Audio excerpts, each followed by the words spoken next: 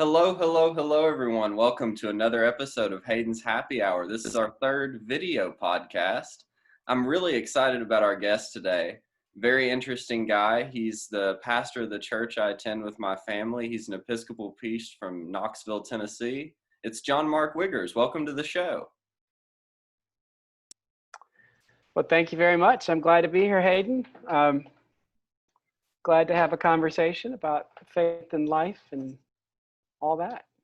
Yes, this show's quickly becoming I didn't really know what I wanted to do when I set out with it, but it's quickly becoming me talking to interesting people about things that spark my curiosity. And something that really sparked my curiosity the first time I had a conversation with you was our common interest in the philosophy of Alan Watts and sort of the mystic turn of Christianity. So I guess the first thing I wanted to ask you is, this is an area of Christianity that I feel most people, at least in the area I'm from, are unfamiliar with. So can you give us like a little grounding for what Christian mysticism is and mysticism itself? Sure. And you're right. Christian mysticism in general has been one of those things that's kind of under the surface, but the mystic, I guess I'll start with what a mystic is. Matthew Fox, who's a contemporary theologian and priest, says the mystic is one who takes nothing for granted. And then Richard Rohr, who's one of my teachers, says that the Christian mystic seeks to know God personally and not just through our theology and the sacraments and scripture, but to not have that intellectual knowledge, but to have this real felt knowledge. And mysticism in some ways has been suppressed, maybe, but it's something that we see that's flowing there throughout the Christian tradition. Early on in the Christian tradition, there were those who took to the desert to meditate and pray, and they were not seeking like visions and such. In fact, in a lot of the literature, they'll say, no, don't get distracted by those visions. Those visions are a grace of some sort, but what we're looking for is this revelation of the Spirit of God present with us, and not just in us humans, but in all things. And even in Scripture, Romans 8, the Apostle Paul talks about, we don't really know how to pray, but it's the Spirit that prays in us. And not just in us, but the whole of creation is groaning toward this redemption, in labor pains, moving toward this tradition. And I think that sort of defines mysticism in a way, is this knowledge of God that's not just an intellectual sort of knowledge. And so I think it's been suppressed more in more recent times because of the Enlightenment, because there was this idea of knowledge of we need to have the facts, we need to have an argument that defines things clearly, very dualistic. It's either or, it's good or bad, it's yes or no. And mysticism doesn't fit into those categories and doesn't hold to those kinds of categories. But there's always a thread there, even though in my own tradition, we're one that holds sacraments. And so it's a mystical thing when I, as a priest, hand someone a piece of bread and say, this is the body of Christ. And of course, we've had all kinds of arguments over the years of, is it really the body of Christ? Is it transformed into flesh? And I sort of say, oh, let's don't worry about those arguments. It's us receiving it that's the mystical thing. And in some ways, that sacrament is intransparent so that we can see God in the material world, which is the other thing about mysticism I would highlight.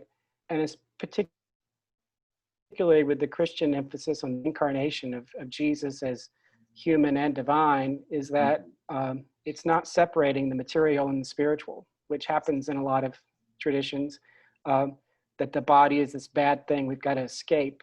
Of course, that line of thought does show up in Christianity, but I think at the core, there's this union of the two that's important.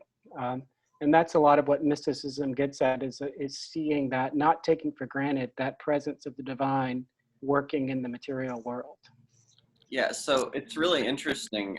Before we got started, I was telling you about a documentary that I watched, and one of the things that really stood out to me in that documentary was a quote by one of the gurus from India. And there was a ton in your answer that I'm trying to work through, because it's what attracts me about mysticism is its depth, and its emphasis on contemplation and not striving for the correct answer in everything or the correct doctrine and everything. It's more about connection with the divine, like you said.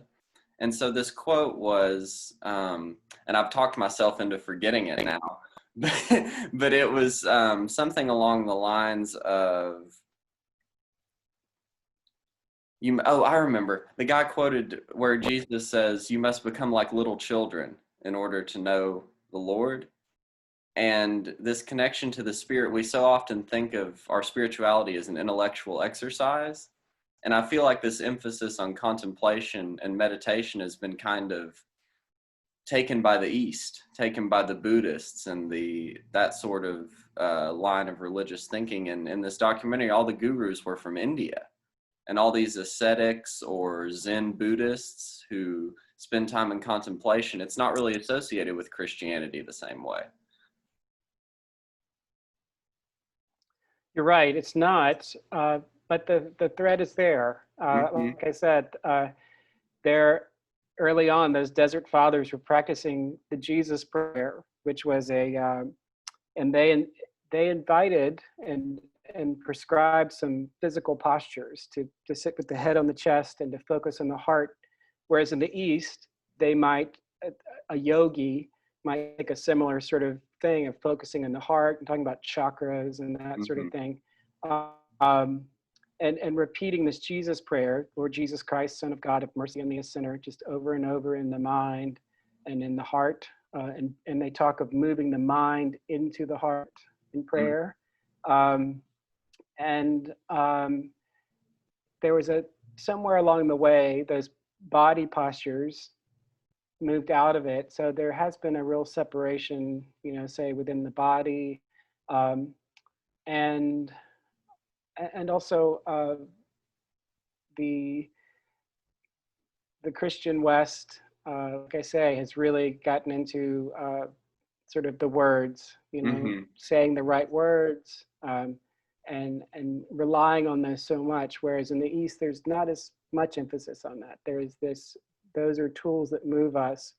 I've been listening to a podcast with James Finley, also one of my teachers of late in a program, the Living School I'm doing, and he's talking about Teresa of Avila's work, The Interior Castle, and she talks about there's this well, it's like a cistern within us that's filled with water. There may be tools that help fill us with that water. So I might pray, I might experience the sacraments, I might read scripture, I might read these mystics, and that's a tool. She said, but there's a different way that cistern can be filled as well. And it takes some time and some practice. And that is that it's being filled from this source that's not a tool that we bring in. That source is the divine, that source is God.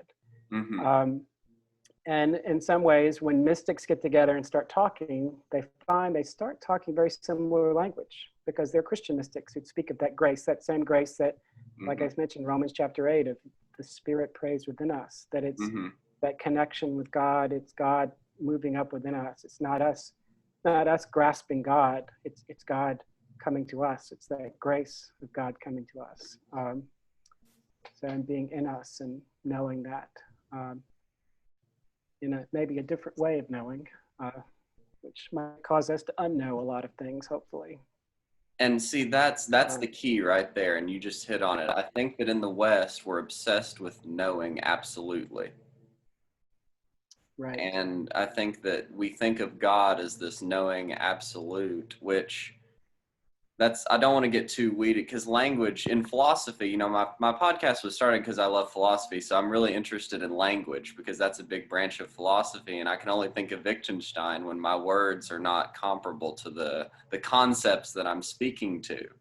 And it's really easy to get yourself twisted into knots. So I'm trying not to do that, because the mysticism is this thing that's almost inexpressible. It's something you have to experience. And when I talk about these things with brothers and sisters who are more on the fundamentalist track, they look at me like a heretic. And I guess, have you ever experienced that in your life, where you talk to someone who's a little more fundamentalist and someone kind of looks at you like you're a crazy hippie, like what you've been smoking, Yeah. kind of thing? Right. And then I've got the long hair and everything to go with it, right? So yes, and not just from conservative fundamentalists, uh, from even from more liberal, I would call them maybe fundamentalists, factualists. We got the facts about this, and this is the way it should be. And because I think there is, and Christianity has pushed this, there's a real mistrust of our emotions, of this interior guide. There's a real mistrust of that, with some good reason, because there are plenty of people who've jumped up saying, hey, I've got a word from the Spirit and we should go do this. And so there is a real tension there in what that's about. But yeah, people have really sort of said, oh, I don't know about that. Or, I had one good friend, we were talking about this and my journey of late, and he said, man, I feel like I should be doing some of that, but I'm afraid. They're afraid of, what they might find. They're afraid of moving into that space of unknowing. Afraid, what happens if I let go of these things I've held to and said, well, these are absolutely true. And I think I had that myself in my own experience. In my faith, I grew up in a very conservative evangelical background. My parents actually owned a Christian bookstore in the deep south of Alabama. My father's a Southern Baptist preacher. I was licensed as a Southern Baptist minister at age 14 and was preaching. Wow. Yes. And I don't want to put that down and dismiss it, because there's so much that I've learned and so many riches that brought me to where I am. Mm-hmm. But there was a lot about knowing the right things. I've said to my wife about that. She grew up Episcopalian, which I am now. And I said to her, I said, the Baptist tradition I grew up in, that evangelical tradition I grew up in, was very intellectual. And she's like, what? Because she said, I don't really think of it that way. And I said, well, it was all about having the right words and the right thoughts. Believe these things, believe the right things, and you're okay. And it's interesting because they talk about we're saved by grace and nothing else. And I always say it's grace but theology. We're saved by grace, but you better believe these things and behave the right way. And so letting go of some of that was really challenging. I remember a moment lying in bed as a late teen thinking, oh no, this is not supposed to happen. I'm not supposed to have this letting go of some of these thoughts about believing all these things literally, or believing that these people who don't believe the right way are going to hell. But it was happening just from experience, and life was opening me up to include, which I've come to see is what Scripture is really about. It starts with this little tribe in the desert, and then it just expands, including more and more. And Jesus is including more and more, and the community that comes after Jesus was including, opening up to these people who were excluded before, and some of the same laws and things that it applied. They're like, nope, that's not what that means. It's including more and more. And so I believe that's what God and the Spirit are all about, is opening up and including, and showing us this connection, which is a part of what mysticism is about, is recognizing that there's this great interconnection, that God is in everything and everything's included. And the mystical vision is our opening up to realize and see that. Yeah, and I think that mysticism is so suppressed because of our obsession with the intellectual quality of Scripture in the West. Because, like you said, now I have a dear friend, and he's one of my favorite people, but he is fundamentally opposed to me on all my theological positions. He's a good Southern Baptist, and it's interesting that you say you grew up Southern Baptist because my grandfather was a Baptist preacher for years, and you've probably met my dad a few times, Yeah. and he told me told him you were coming on my podcast. He's like, oh, I'm sure he and I will have a lot in common because he was a Southern Baptist and grew up in a very traditional church, and now he goes to the Episcopal Church with my mom.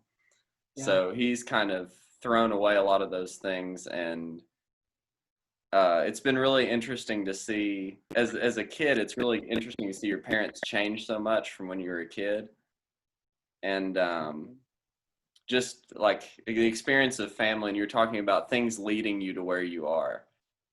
So I have this dear friend who spent time in France. He's about 90. He just turned 90 today, actually, and he was a Wow. Catholic priest.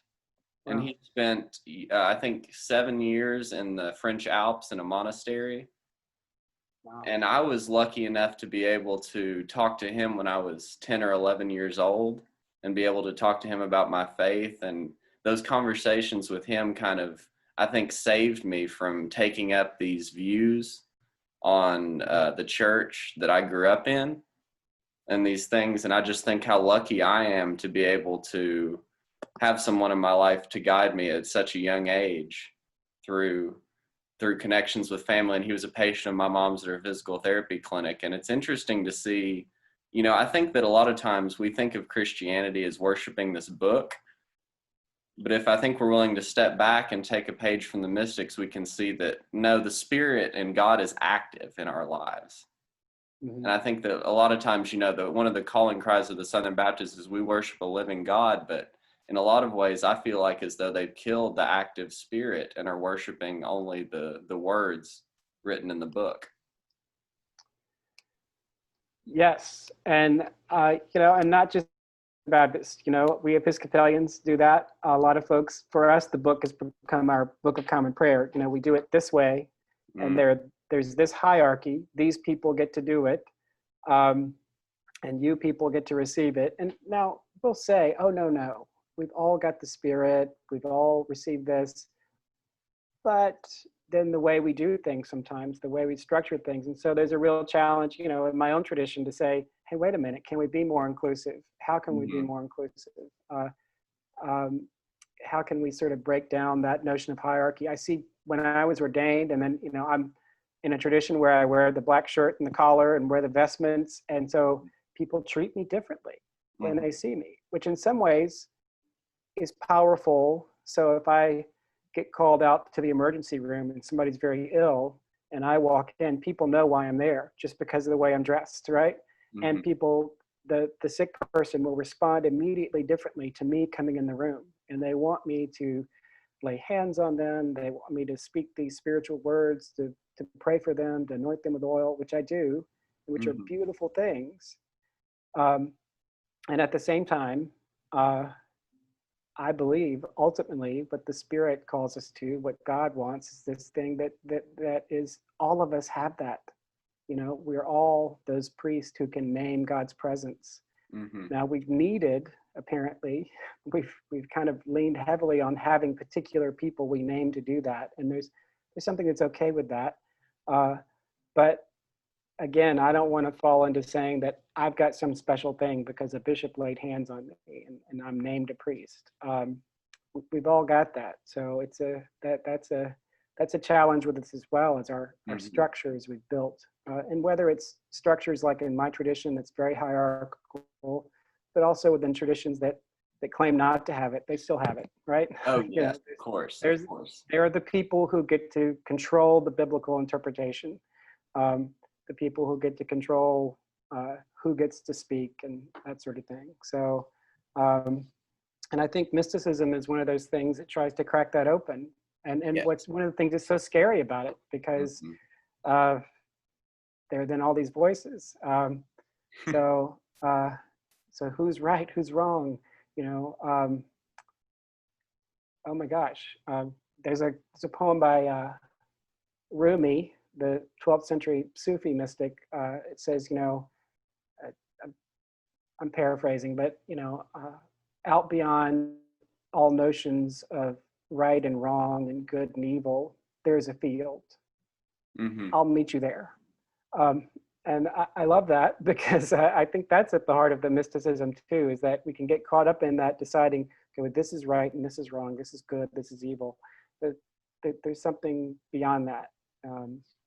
So yeah, it's a interesting journey, and I think all of these traditions we've been a part of have are seeking that at their heart, but in our fear, we put these barriers and restrictions on it that sometimes limit us when we hold too tightly to them.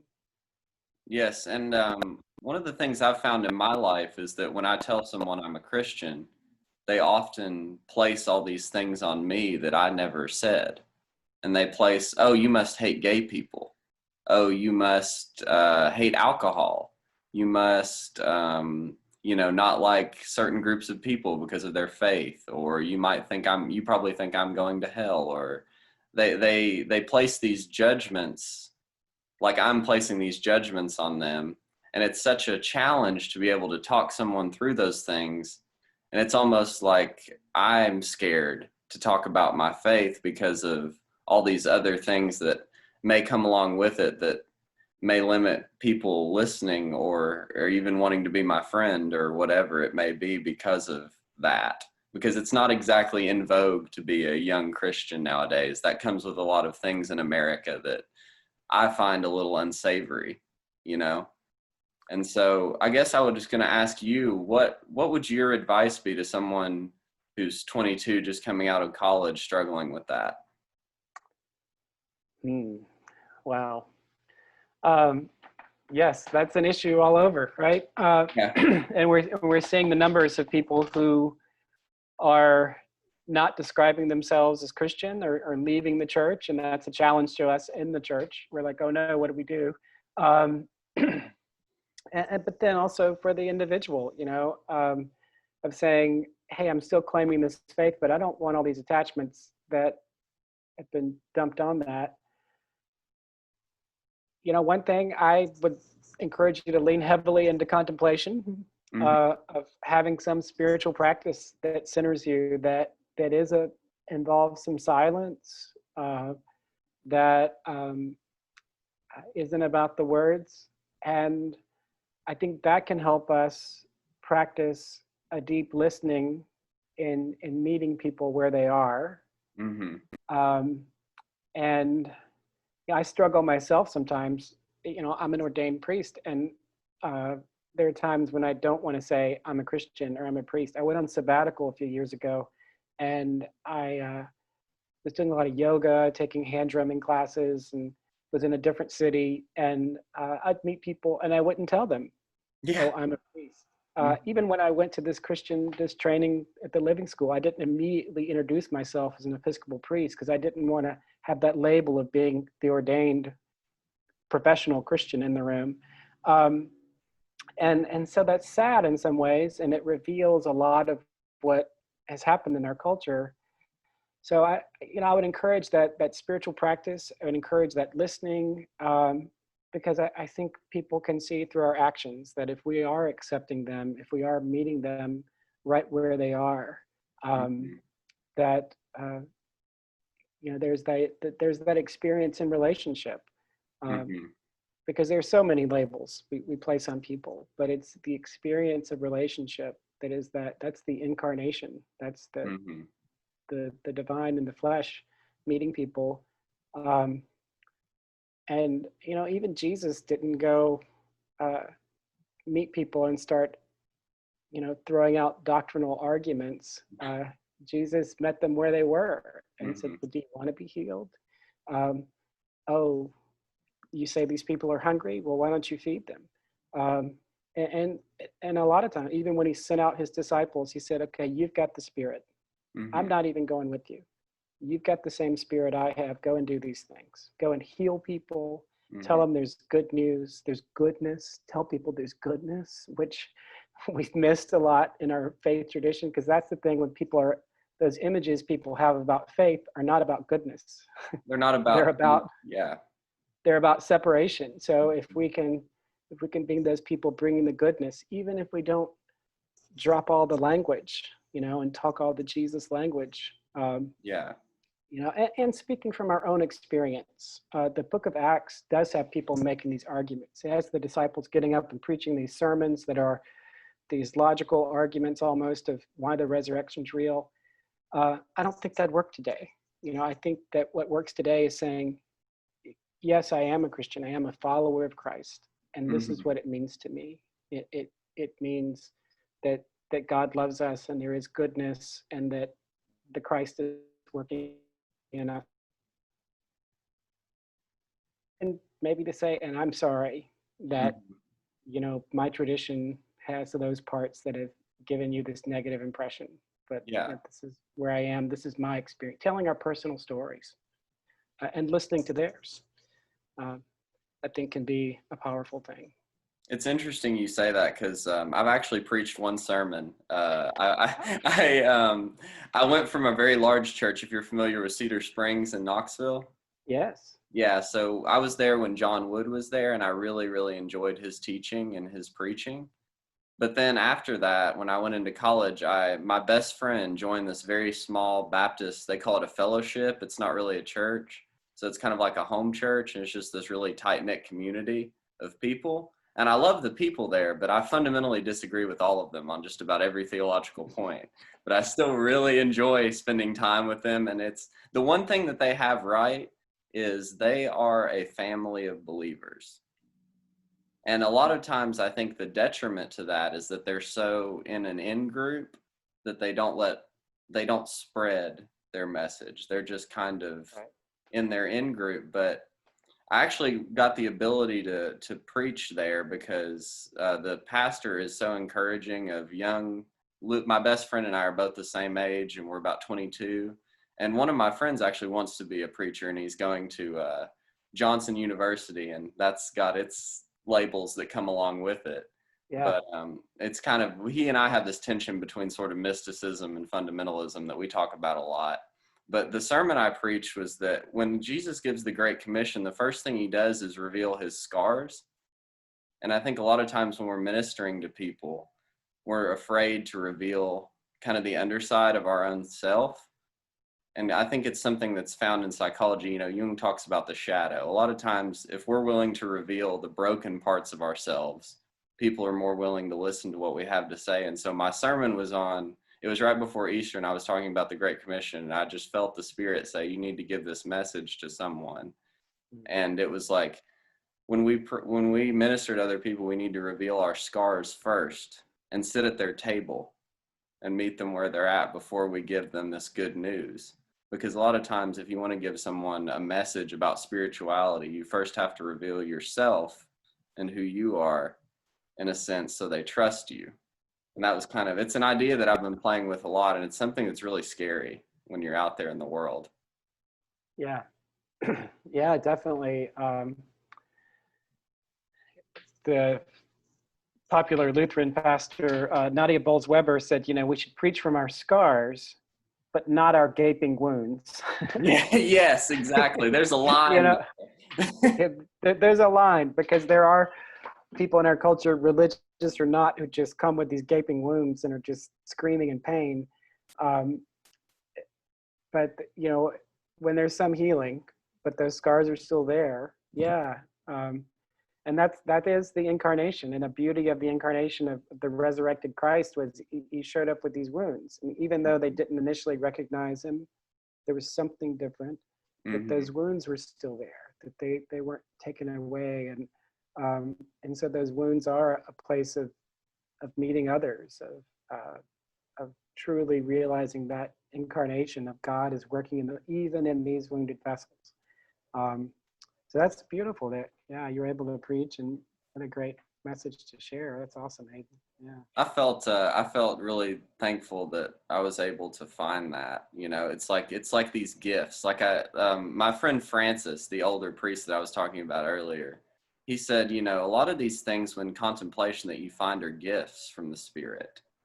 And he said, and he told me once, and I've tried to keep this to heart, that the things you find in the Spirit, you know, that unknowing that you're talking about, or, you know, they're answers, but they're not intellectual answers. He said a lot of those things are gifts. They're precious, and you should treat them as precious. You know, you don't go out and necessarily get, like you said, get up on a soapbox and give your gifts to everyone. You know, sometimes you got to use your discernment and figure out how to use your gifts. And so that's a struggle. And I think mysticism could really help our culture understand that it's not about me, you know, my image. A lot of like celebrity preachers, there's so many of those nowadays.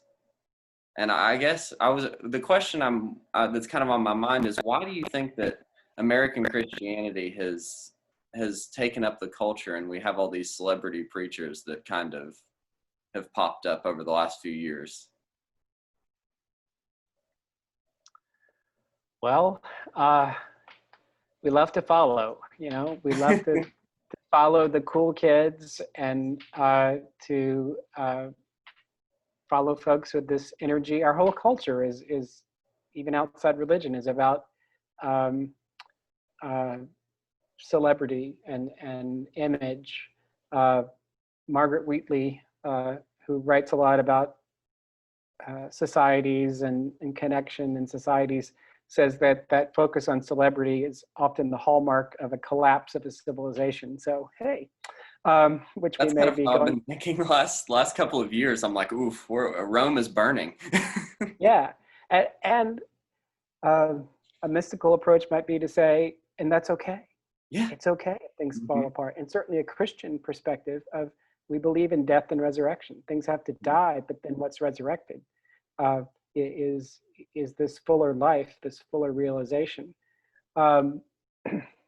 Yeah. So why is that part of American Christianity? You know, like I say, I think it is. We want to follow the cool kids. We want to, and a lot of those folks are giving,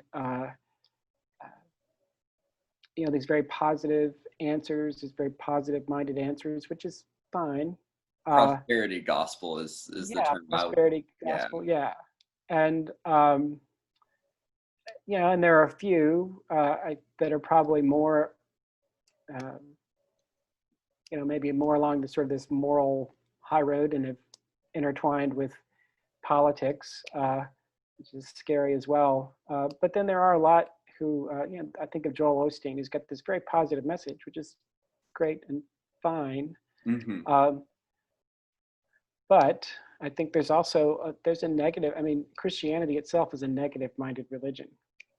You know, I think William James said that that we acknowledge death and suffering and say that that's real and that's valuable and that that's transformative. One of my teachers, Richard Rohr, says that, you know, two things can bring great transformation, and that's great love and great suffering. Yes. And if we live life right, Mm-hmm. we're going to experience both. And you can't have one without the other. Right. Well, right. If you love right, you're going to suffer. I mean, Yes. You know, I have children. I've been married almost 25 years. And there are some challenges and sufferings and some things I've just had to let go of and say, I am not in control. And it's great. It's a great transformative thing. Yeah. It's hard in the moment, but there is resurrection. There is life that comes out of that. And there's the beauty of those scars and struggles that come with it. So yeah, so the sort of, you know, cult of personality, you know, it's great they have a platform. God bless them. I mean, they're able to use technology and stuff and use that. But I just, sometimes the message is sometimes dangerous. I mean, there are those who've, you know, had those very hardline messages that are exclusive or that have people trusting in this very positive-minded thing, so that when something does go wrong, they think, well, I must not have enough faith. I must not be good enough. Must If be I'm my not fault. if I'm not getting the things they're saying I should have from this, then I'm not doing it right. So Hmm. I should buy more of their books and send Yeah, more money. yeah, exactly. I need another jet so I can. Yeah, Yeah. yeah, Um, yeah, I was thinking about our culture and the way that politics and culture and religion are kind of this, in other words, trinity of change in a sense. In America, we have three forces, and I think that religion has become the smallest force driving us forward. I think that culture and politics have become the dictates of where people are going. And that's what people focus on, because I don't remember the last time I saw in the news anything about religion other than, Franklin Graham says this about Trump, or it's always tied up with something else. yeah. And it's really disheartening, but it's also, like you said, the mystical approach is to say, well, that's okay, but you don't feel like saying, well, that's okay. Yeah, and that is a challenge of mysticism. It will say, well, everything belongs. I can't control that. But it also calls us to a prophetic witness in some way. Mm-hmm. And I think part of that prophetic witness is that if I'm coming from this mystical perspective, that I'm connected with those people, that we're all connected, that God, they are beloved children of God, um, then my focus isn't to tear them down and destroy them, uh, but to challenge the systems they're promoting, the systems they're trying to uphold, uh, to bring some justice in the world, justice in the sense of inclusion, of provision for the poor and the helpless, which sadly a lot of what passes for Christianity involved in politics is not including the poor and the helpless. It's in fact excluding, and um, so and that's been revealed. There's an apocalypse. The word apocalypse means unveiling or a revealing, and we've certainly had a lot of unveiling and revealing in our world, and it's exciting, but scary. Yes. What happens next? Yeah. One of the things I always go back to is one of the gurus from India that I was talking about earlier was being interviewed about why all of his followers were so young. And he said, my followers are young because the old want power and the young want freedom, and I offer freedom, not power. Wow. And I thought that was a powerful statement. Mm.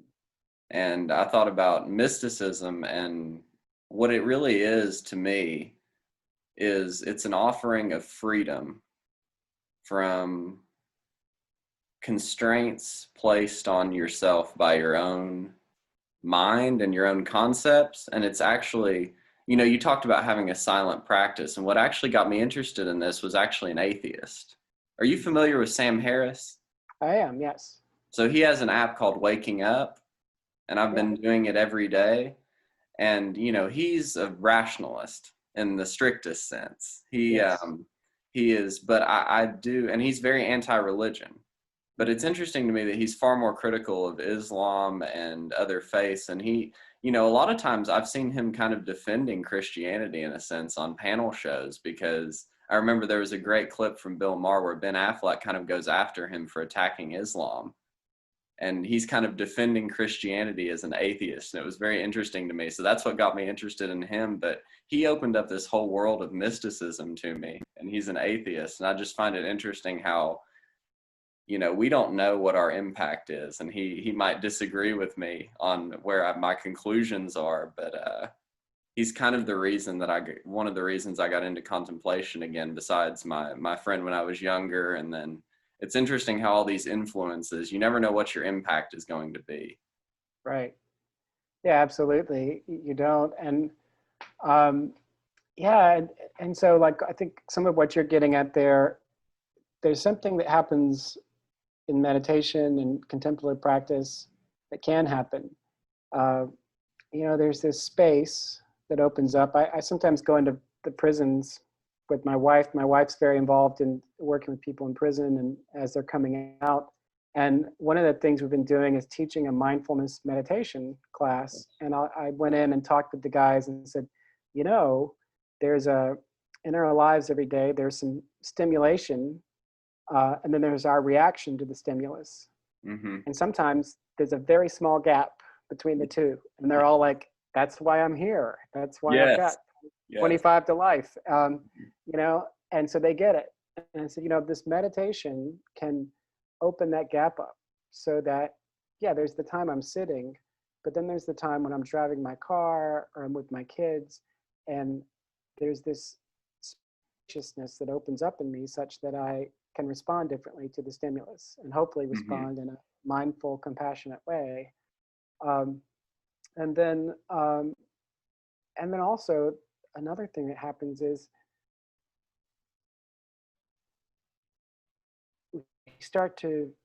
a lot of traditions talk about there being like an observer, an unseen observer. There's us meditating, but as we meditate, then it's like there's this observer, and that's in our everyday life.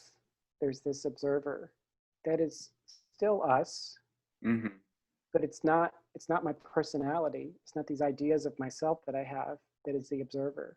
And so there's a really scary thought in all of this, is that we are not our personalities. Oh, I'm like, oh no. Now you're getting into, yeah, exactly.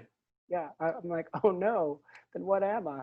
Well, what we are is this essence that is part of the divine, that is part of God, and it's part of God manifesting, expressing God's self in the world.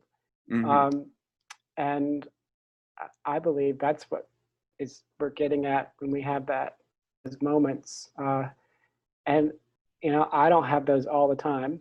I don't know anybody who does have that realization all the time. No. But the practice opens me up to those moments. And remembering those moments as I live my life, I hold to it. My teacher, James Finley, says all over and over in his teachings, he'll say, when he's talking about these moments, he'll say, I will not break faith with my awakened heart. I've had the moment. I had the moment in the Smokies 30 years ago, hiking with friends, when we stepped out into a clearing and we all just stopped and the clouds were low and it was just a moment. I had that moment when I was with someone who was dying, and as I was praying with them and saying the prayers at the end of life, I could watch the monitor in the emergency room just going down as the heartbeat slowing. And there's this moment, now I don't have those moments all the time, but those kinds of things hold me, to say, there is more, there is this greater depth, there's more than what I know and who I claim to be and who people see me as. There's more. So that's mysticism. Yeah, there's this interesting duality in mysticism it reduces you, but it also empowers you in a sense, because that's now this is the Christian concept, or the concept that I think is most combated against in Christianity, is this idea of us being, I like to call it lowercase g God. We are not capital G God. Yeah. And I think that there's this sense in which it can be misinterpreted as saying that when you say we are the divine, Christians think you're saying, oh, you're God, you're this big G, and it's this scary thing. And that's where you can get, thrown out and flogged when you say something like that. And we see Jesus, that happened to him. Right. You can get hung on a cross and killed for saying things like that. It's a very scary thing. And that's what I think that people miss, is that, mystics are often thought of this guy in a cave going, but it takes courage to break the norm and break. And I think of, a lot of doctrine in the Christian church is a chain. And we're told to break our chains of slavery and put on the armor of God. And I think silence is a lot of times armor for us. That Hmm. mindfulness is armor against the world in a sense. And when we talk about this brokenness that we have to face in the world, that gap widening is like a shield against identifying yourself with your personality and your ego. And that's Yeah. kind of where we get into these Eastern ideas. And I think that one of the questions I had for you was what can Christians learn from someone like a Tibetan Buddhist who approaches their spirituality totally differently and navigating these hard questions of big G versus little g, ego, these very complex things that are hard to explain. Right. Well, I'm no expert on Eastern religions, but the Buddhists talk about having the Buddha nature. Mm-hmm. Um, and we also talk about having the Christ in us, Christ in us, the hope of glory. And Jesus saying, I'm the vine, you are the branches. I'm in you and I are one. God, Father, make them one. So Jesus was talking about that unity, Mm-hmm. um, and that connection, are being filled with the Spirit, and that all these people can have the Spirit. Mm-hmm. Everyone can have it, and so the Buddha nature is about having that nature that is where we've emptied ourselves of our identity and our ego, but for the sake of others. The ultimate emptying is the bodhisattva, who Yes. has achieved enlightenment, but they choose to enter the cycle of suffering for the sake of others. I mean, Mm-hmm. gosh, that's the Christian message, right? Is that Mm-hmm. it's not about. Jesus did not go around teaching. This is all about you believing the right things so that you can go to heaven someday. He, he didn't teach that. He taught loving God and neighbor right here, and that the kingdom of God is in you already, and you have the Spirit. And so that's that Buddha nature that we might call the Christ nature if we wanted to. And that's, one, some connection there. I think that's there. I think some things we can learn. Um, I've I've practiced yoga some. I'm by no means an expert practitioner, but Mm-hmm. um, practice yoga, and that there's something spiritual going on. Mm-hmm. We have become very disconnected with our bodies, which is so interesting for a religion that talks about the incarnation. Oh, God became human flesh, and that's the thing that saved us, and it is. Uh, um, Mm-hmm. but we've separated it, and then we've just turned right around and said, "Oh, but the body's bad." Um, but those postures, paying attention to the breath. There's so much happening in psychology and in therapeutic circles today that's talking about the body. That's a very somatic sort of focus on, when you're having these thoughts or these emotions that come up, pause and see where are they in your body. Mm-hmm. A teacher I really like on this has a great podcaster is Tara Brach. She doesn't Tara do Brach. interviews, she does talks, but Tara Brach, uh, and she talks about a practice of recognizing, what's going on, recognize where it is in the body. How can I nurture that's in my body? I got a therapist who focuses on that, but and it's challenging because as soon as she says, "Well, what are you thinking? Where do you feel that?" My mind kind of wants to go blank. It's sort of Uh-huh. like, no, I'm not Yeah. getting into my body. Yeah. Um, and I think we can learn that from the East as well. It's how can we recognize this in our bodies? And I think that's some of what we've seen in some Christian traditions, the more charismatic traditions that get into breaking into dance and this ecstatic experience of God. And there's Mm-hmm. something there. I don't want to dismiss that out of hand and say that's crazy. Yeah. But there's a reality of something we're yearning for. I think it's, there are pieces and parts of it. I'm also one of my hobbies is hand drumming, and man, sound and rhythm Yes. is powerful and can be quite meditative. you It's know. that vibration that you get, I'm sure. Yeah, Yeah. yeah. And some of that I think can open us up. The practice of chant, um, which we've had in Christian tradition, uh, but we've kind of dropped away from. But those practice of chant that can be those tools that maybe put us in a mindset that is actually maybe getting us out of our mind in some ways. A lot of folks in my tradition and the circles I'm in kind of make fun of contemporary Christian worship music. They'll call it "Jesus is my boyfriend" music, uh, and it is very personal. I will say that about the lyrics, that it's Mm-hmm. sometimes overly personal, about it's me and Jesus having this love experience, which is great. That's a great thing, but let's don't make that the total sum total of what we're about. But there is, they're usually simple rhythms, three chords, repeated stuff. And there's something powerful in that sort of mantra-like uh, practice that puts us in a more receptive place. Maybe it does help us move our minds into our hearts. Mm-hmm. And I've found the use of some mantras to be powerful, some coming from Kundalini yoga and in the Sanskrit, just because of the sound they make and the rhythm and the vibration I feel, that does sort of put me in a quieter place.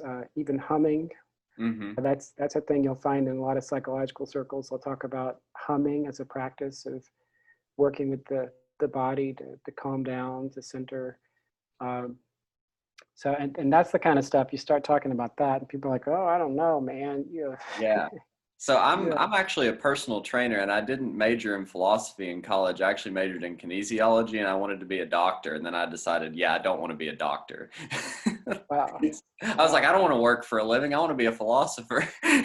okay, And that, that's kind of, I joke, but that's how people kind of looked at me when I told them that. They're like, what? A philosopher?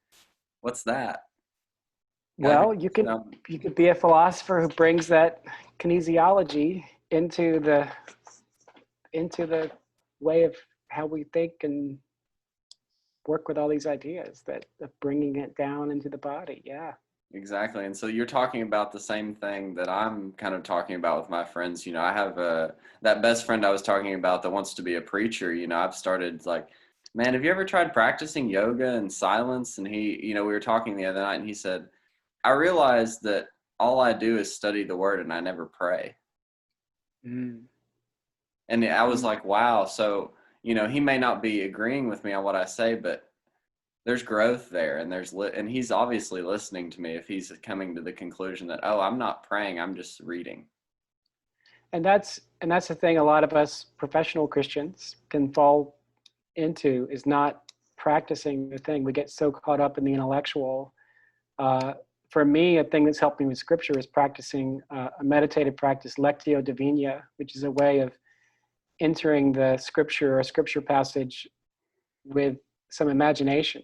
Just to grab a phrase and sort of Hmm. pray that, or to imagine myself present in the situation that's described in the scripture. What does that say? And then what prayer arises for me out of that, And that's been good for me to kind of push back on some of the critical scriptural study I've done. Um, and then also that comes up with activists, people who Yes. are activists in the world. They find themselves a lot of times separated from the ability to pray or from a spiritual connection, and it's pretty exhausting. Hmm. I'm involved in social justice issues, and if anything, it has driven me more towards contemplation and the realization for the need of it, that I need to have this centered time, or otherwise I'm coming out and I'm just reacting. I'm trying to tear other people down. But when I come from that place of contemplation, I find that I feel like I'm more focused on, what's the justice issue at hand? What's the compassionate call here to Hmm. help others and to heal the world, And, our small impact, however it may be, we don't know what that could lead to. I thought about philosophy, and I was thinking then, are you familiar with Cornel West? Oh, yes. Yeah, I love him. And so my dad and I have this speech that I listen to whenever I'm getting disheartened about the path I've chosen. I listen to this speech he gave, and my dad was like, "Let's watch this." And so we were watching it last night, interestingly enough, and he talks about, the Socratic legacy of Athens and the fetishization of smartness in our schools rather than deep Mm, learning. And, I mm, think that is addressing the same problem as we have in our Christianity. We're fetishizing smart Christians rather than wise Christians. yeah. And I love when he says, let the phones be smart, you be wise. Oh, wow. And I so love it. I'm striving, and I'm very young, so I'm just starting on my journey. But I really, this mantra in my head that I've had is, Lord, make me wise, don't make me smart. Mm, mm, And so in my philosophy, I think that, all the philosophers we remember, the most that it's informed me is that no one who goes with the status quo is ever remembered in philosophy. There's not one philosopher that I know of that's respected now that was popular or his ideas were taken up by society.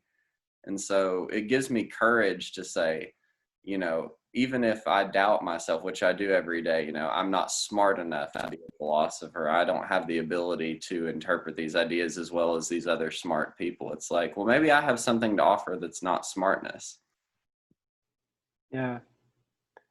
Yeah, that's beautiful. And I mean, I think Jesus is an example of that. He came within this tradition and said, "Look, I'm not throwing out the tradition. Be sure to challenge it." He challenged it and poked at it and pushed at it. Keep mentioning Richard Rohr. He talks about.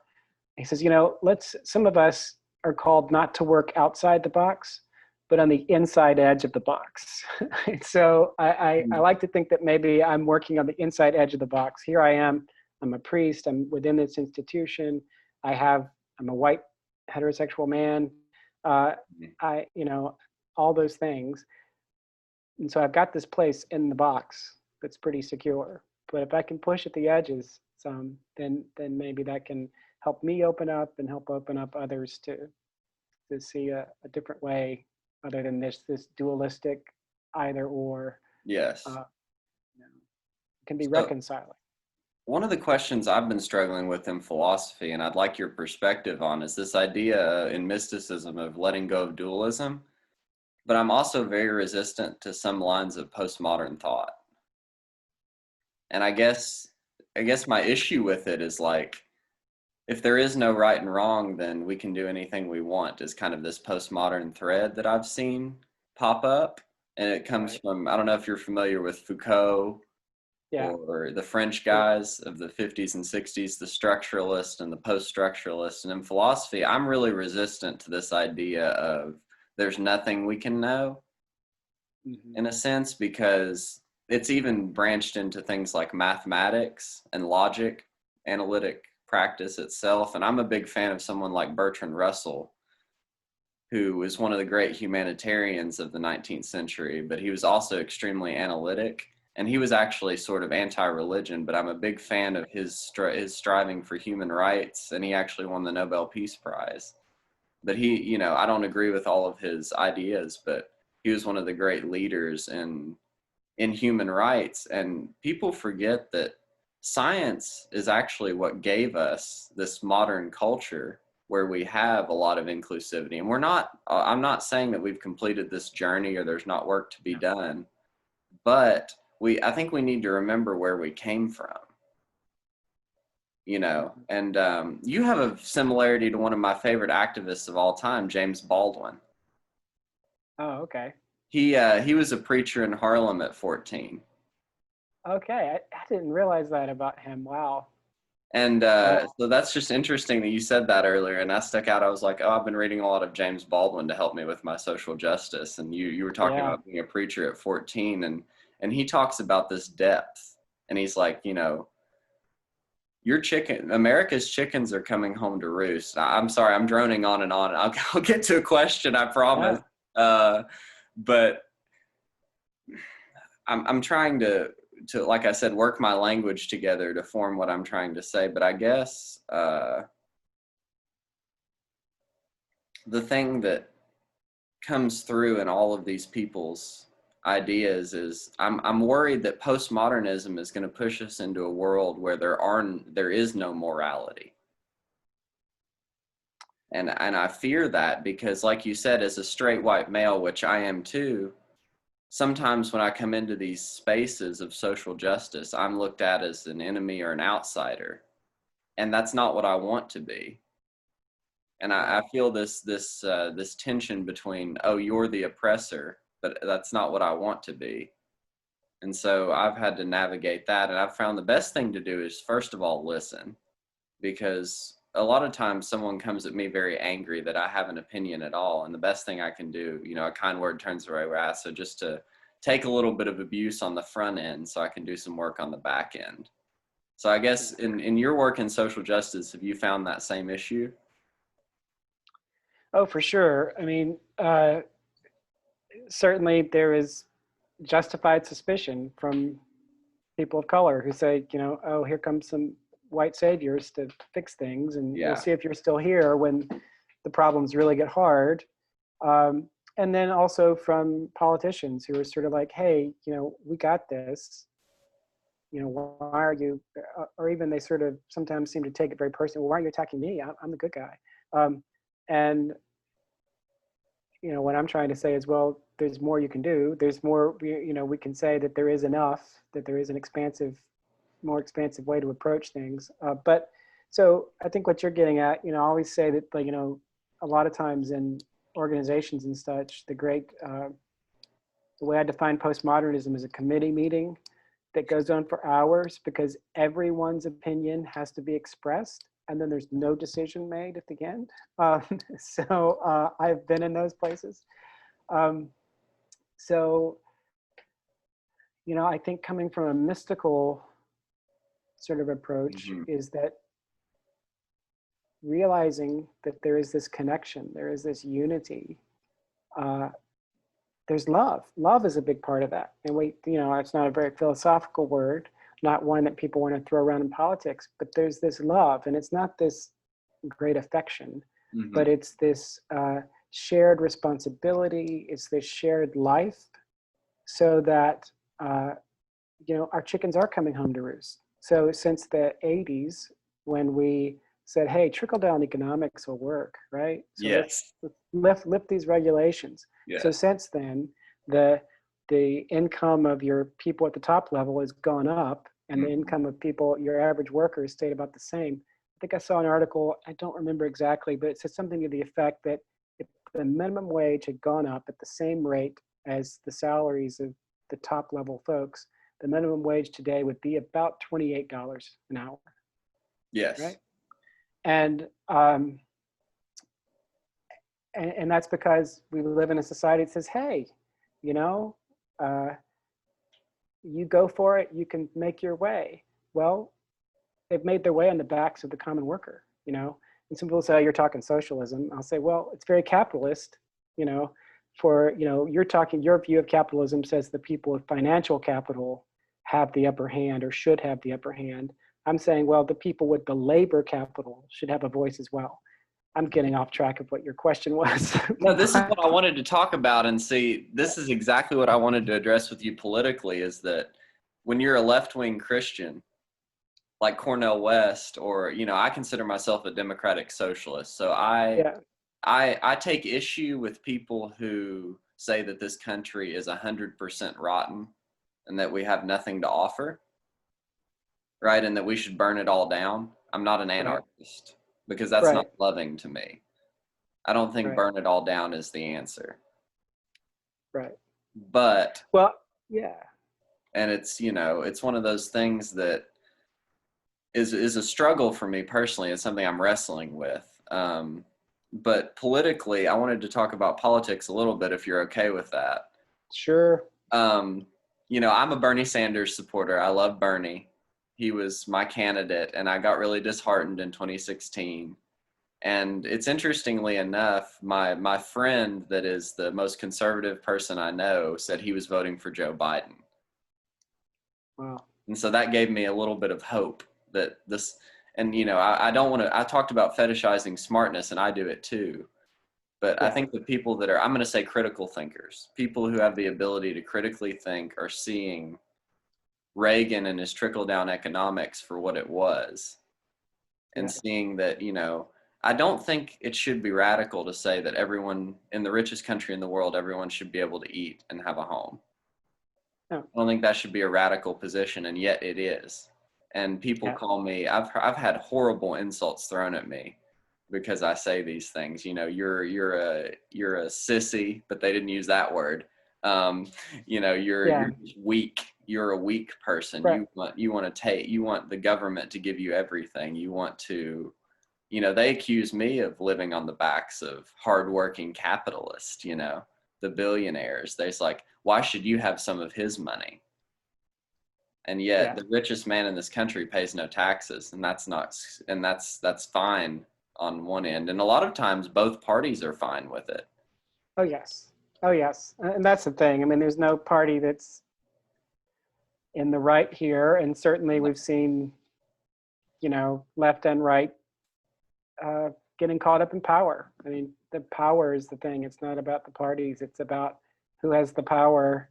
And there's a lot of power and money that is dominating things these days. And, and I'm not, I would love to see a shift in the culture such that corporations and such would say, you know what, it is right that we share more of the profits with our workers. And it is right that part of that is giving up on this lie that we can't afford a higher minimum wage or to provide better health care. That there is enough, that we have enough. We do. And for some of us, even for myself in my middle class existence, to realize it might mean I have a little less, and that's okay. Yeah. It's okay. I can learn to live with less. I can, and we can learn different ways of living. We can challenge, maybe challenge some of these systems. And I mean, I think part of it is, no politician's going to save the day. No allegiance to any party is going to save it. I ultimately believe, as a spiritual person, that it is the Spirit working in us, transforming us, that's going to change things. And that may take a really long time. Evolution, God set hydrogen, nitrogen, and carbon free, and billions of years later, we have giraffes and roses and platypus, and some of those are unexplainable, like the platypus. Why is that? Why does a rose have thorns? So, but every rose has its thorn, as we learned from the great rock band. Yes, right on. So it's true, and that's a great contemplative thought there. There is the beauty and suffering all wrapped in one. And so that's, like I say, that one of the things getting involved politically or in justice movements has really driven me more into the contemplative as well. And I think the contemplative, at the heart of it, I mean, there's one way of praying and practicing prayer that is very selfish. I'm doing my thing, I'm checking my box, I've had my devotions.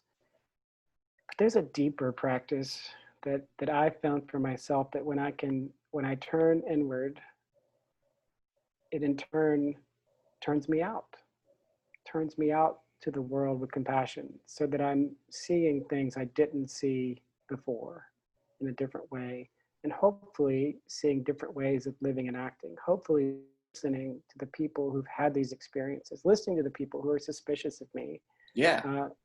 Listening, well, what is your experience, man?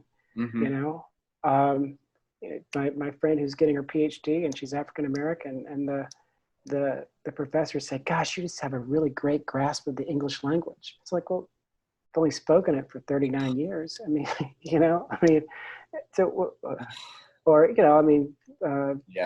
President Obama, he's very clean and articulate, These kind of dog whistles. Yeah. and but then also seeing, you know, seeing the systems, and that's the other thing, is that there's systems at Mm-hmm. play. And Yes. these days, when we start talking about, we use words like racist or white privilege, and people just freeze. They're like, "Oh no, you're saying I'm this bad, evil person?" No. That is, that's what I'm saying, is we participate in a system, Yes. and I participated in that system from the day I was born without even trying. You know, I go to the grocery store, nobody thinks to follow me and make sure I'm not shoplifting.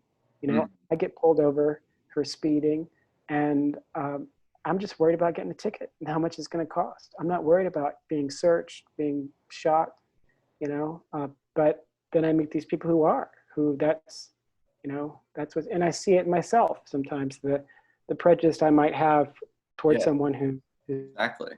black, who's a woman, who's poor, and I have these ideas immediately, and I'm not even thinking about it, but it's just, there's this gap. And so for me, seeking that transformation personally is one thing, Mm-hmm. and and also realizing there's no perfect candidate, there's no perfect system that's going to No. fix it. That that we've got to have this flexibility and openness to change, Mm-hmm. work uh, uh, together, and again, love, that compassion for the Yes. other, that realizing our connection, realizing, you know, the way we treat the earth um, is affecting us and will affect Mhm. our children. The way we treat those who are other than us, uh,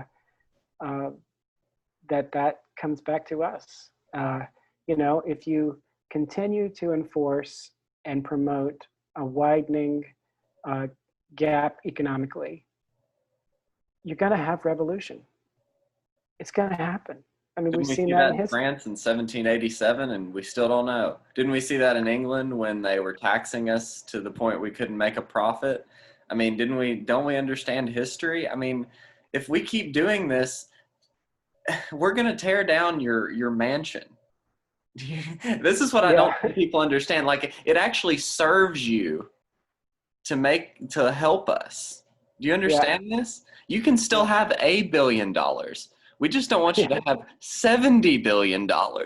Like, please, like we want to work with you. I think that's what people don't understand. I think if someone like Jeff Bezos would look up and instead of doing these campaigns like, oh, we're in this with you, but yet Right, he's enforcing all these power structures and right. using Amazon. I just read a story that Amazon is using third-party sellers to gather data on how to compete against their products and put them out of business. So they're Wow, providing a platform for people to start a small business and then running them out of business using their data because you're using wow, a platform. So what he's doing is he's creating this power structure. He's promoting entrepreneurship and then murdering entrepreneurship. And then the political right says, let him do whatever he wants because he's gained the most capital. So that therefore he has the authority to do that. he must be good. He must be Um, good because he has a lot of money. And what did Christ say? It's easier for a camel to pass through the eye of a needle than a rich man to enter the kingdom of heaven. And we forget that wisdom in our faith right, and we and fetishize wealth and power. right, and we, because we think that the kingdom of heaven is this afterlife instead of just right now. You know, Yeah. that kingdom of heaven, passing through it right now, it is hard for a rich man. It's hard for me with what I have to say, oh my gosh, I might have to let go of some of that, or um, so that others can have. It can be challenging, right? And so, gosh, if I had a lot, ooh, I'd be like, oh, hold on, wait, I got some things to do before we enter the kingdom. Um, Mhm. and it's, so yeah, it's very challenging on that front of, you know, Yeah. how do we shift that? And on one end, I'm doing the things I do with social justice, of doing community organizing, trying to push leaders to change policies, because Mhm. maybe if we can just change the policy, then maybe that'll change the hearts down the road, Yes. and maybe it'll give folks who haven't had as much a chance to succeed. And um, and just to have some basic needs met. I mean, like I said, I work with folks in prison, and man, the things, it's not working. It's not working. Putting these people away into a system that teaches them how to be better criminals. And then when they get out, it's so hard. We make it so hard to re-enter society that they just fall back on the things they knew. Oh, so you're a felon, you can't get a job and do Right. what we want you to do. They say get a job, work, but you can't get a job. And you can't, or housing, you can't really get housing. It's hard to get housing. It's hard to get all these things. And, it costs poor people a lot more money to do banking, and so it just, the fees and things we put on top of people and the money we make off that. And don't get me started on payday lending, but one of my favorite quotes from Louis C.K., who's a problematic figure, but I love his comedy because he is a social commentator. And he says, it cost me more to have no money than it did to have $20. He said, it cost me $20 to have no dollars. Yeah. And it was just, he has this, and he does it in this really comedic way. But right. I think a lot of times that comedians have taken up this mantle. I mean, you talk about someone who is mischaracterized. One of my inspirations for this podcast was Joe Rogan. And, he speaks to leftist policies. He speaks to, we need to have health care for the poor. We need to take care of the sick and the hungry. And he said, I support Bernie Sanders. And then the left wants to say, he's the enemy. He's, and he has some things that I disagree with. But he's out here trying to promote what he thinks is right. And I don't have to agree with him on everything to see that I think he's, ultimately working for the good of people. And I don't think he has hate in his heart, and yet he's profiting off of it, making a lot of money. And he, like you said, he has some views I don't agree with, but right. Ultimately, he had these political candidates on his show, like Andrew Yang, who is promoting universal basic income, which is an idea I loved. And Bernie Sanders, and saying he would support Bernie Sanders. And, it's just, I think that comedians have taken up this mantle of being the social commentators.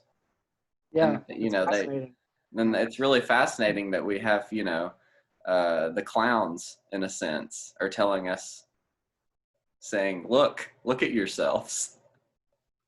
Yeah. Yeah.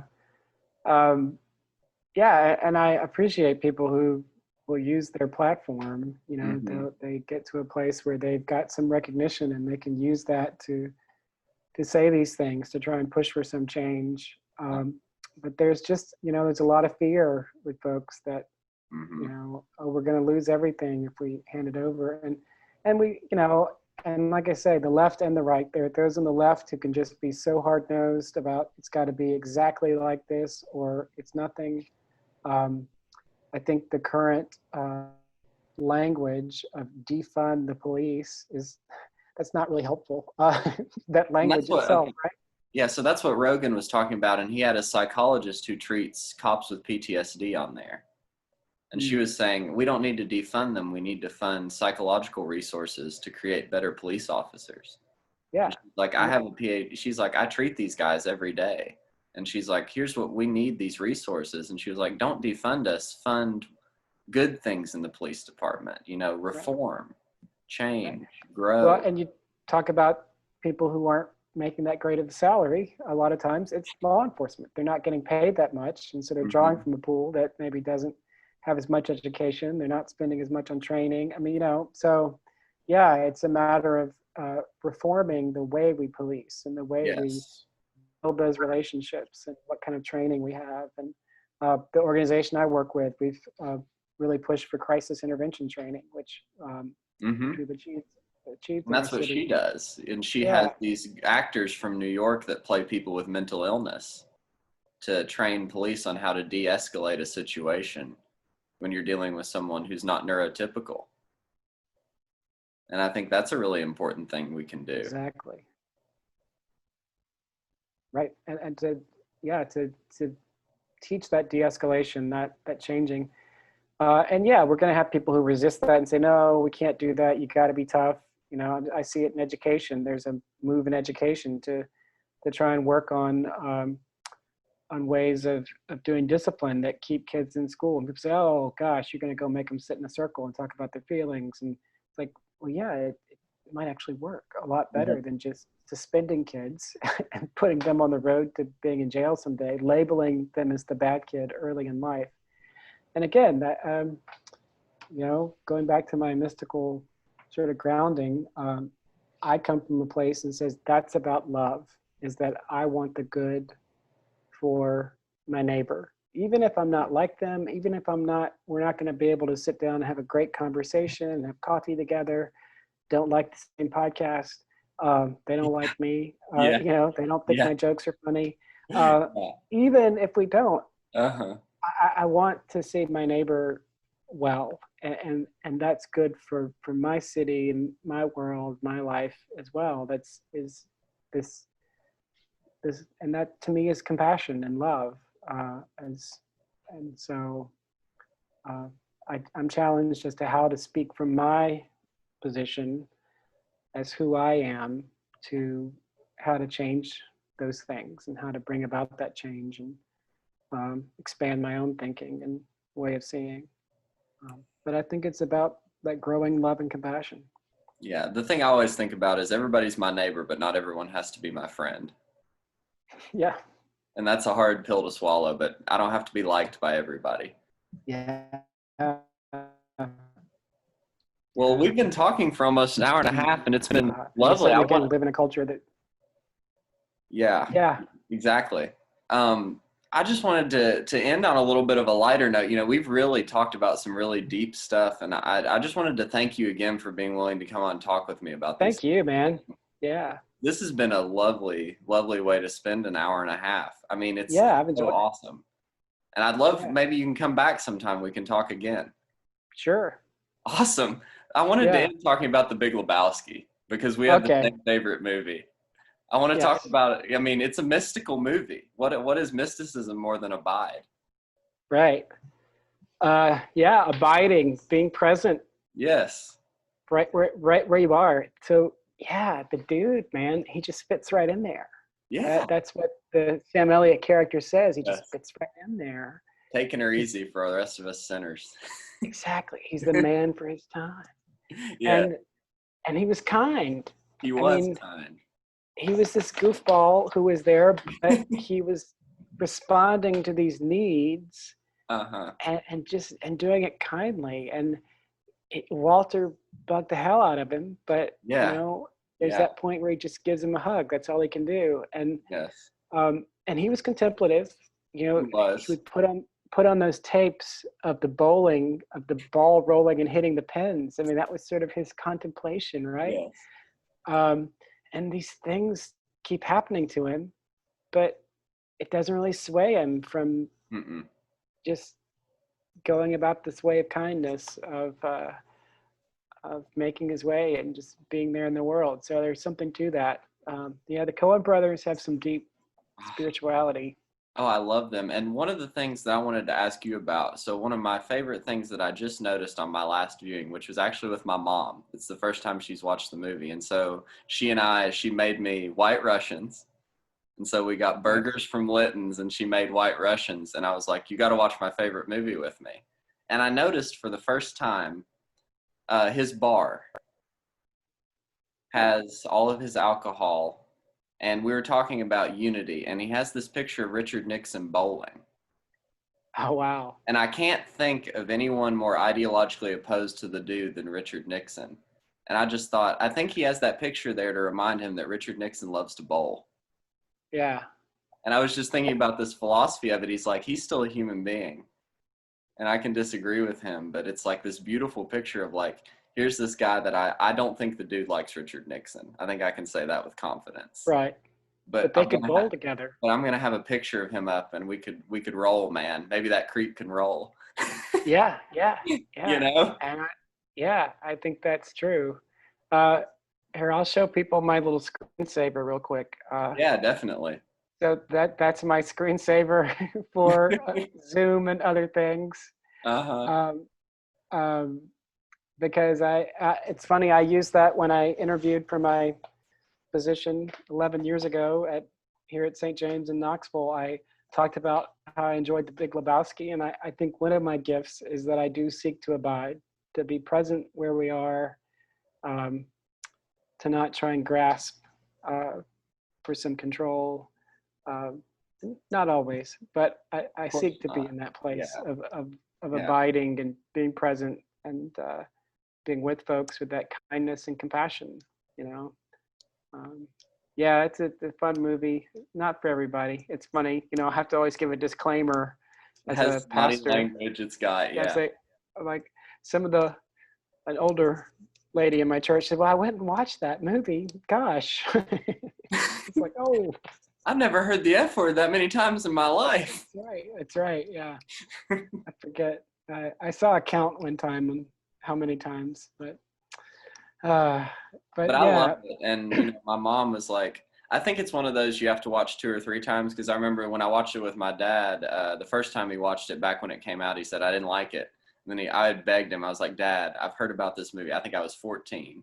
And he was like, Dad, we got to watch this movie together. Dad, we got to watch this movie together. He was finally like, fine. So I remember, this is a throwback. We went to Blockbuster. yeah, And we got it from Blockbuster and watched it together. And he was like, he was laughing out loud. And, you know, me being, 14, 15, I was laughing out loud. And we just had this wonderful, and he was like, that's one of the best movies I've ever seen. And he hated it the first time he watched it. wow. So that was one of those experiences that was really cool. Yeah, I remember seeing it in the theater. I was in seminary in New York City, and went and saw that. So loved it ever since. Watched it many, many times. I probably watch it about once a year since then. Yeah, yeah. But yeah, I wanted to talk with you a little bit about that. And yeah, we'll definitely, I'd love to do a follow-up episode with you. So just wait, we're going to do a part 2 if he'll come back with John Mark. Sure. I would love I've to do enjoyed that. this. I've enjoyed this. I've So, had so many questions I want to ask you, but I don't want to take up too much of your time today. well, thank you. You've been generous to let me ramble on. I appreciate it. Same here. And like I said, thank you so much for coming on. Before we go, I just wanted to say that Hayden's Happy Hour on YouTube, check us out. I just started the channel. This is our 3rd episode. We got about 5 subscribers, about 50 viewers. So please, subscribe, like, it helps the show. I'm also on iTunes, also Hayden's Happy Hour, SoundCloud.com/Hayden's Happy Hour, all of these places you can find the show. And before we go, John Mark, is there anything you want to shout out, anything you want to promote? Well, I just want to promote everybody in this time. Take a moment for a little silence. Breathe deep for the rest of us. Abide, my friends, abide. Yes, I love it. And that's a great way to end the show.